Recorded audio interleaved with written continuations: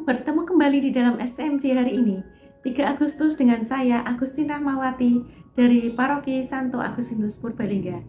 Ayat yang berkesan bagi saya dari bacaan Injil hari ini yaitu, demikian pula hal kerajaan surga itu seumpama pukat yang dilabuhkan di laut lalu mengumpulkan berbagai jenis ikan.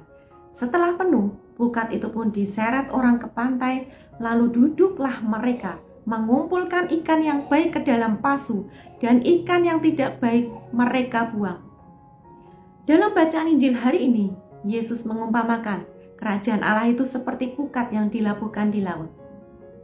Dan dalam perumpamaan ini, ikan itu juga melambangkan manusia yang hidup dengan berbagai karakter. Ada yang ikan besar kecil, manusia yang baik maupun yang buruk. Dan ketika kapal sampai ke pantai, pukat itu akan ditarik naik ke darat. Semua ikan di dalamnya yang besar kecil itu, yang baik maupun buruk juga terperangkap di dalamnya, diangkat semuanya dan dipisah-pisahkan. Jadi di dalam perumpamaan ini, firman Allah itu diberitakan kepada semua orang yang baik maupun jahat. Dan kemudian orang yang menanggapi firman itu akan dipilih kembali. Dan yang dibuang keluar adalah orang.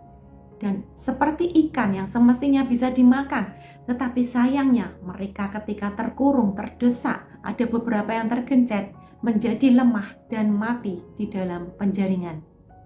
Dan jenis ikan yang digambarkan oleh perumpamaan ini adalah mereka yang awalnya tertarik masuk, mereka yang menanggapi firman Allah, tetapi setelah mereka mengalami kesukaran dalam dunia, terdesak, dosa, himpitan masalah, mereka akhirnya berpaling dari firman itu dan menjadi lemah.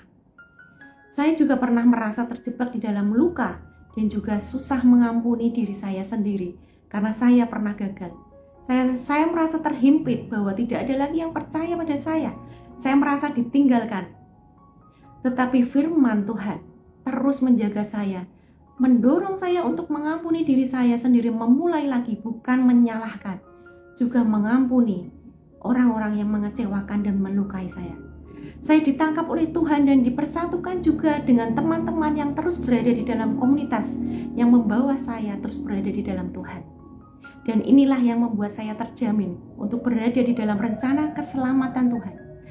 Melalui firman ini saya diingatkan akan hadirnya kerajaan Allah seperti pukat yang menjaga dengan kuasanya daripada yang jahat dan menaungi serta menghidupi saya, sehingga saya boleh hidup dan mendapatkan pengampunan. Juga saya boleh tinggal di dalam komunitas yang membuat saya untuk selalu kuat, tidak menjadi lemah, dan setia sampai akhirnya. Terpujilah Tuhan selama-lamanya.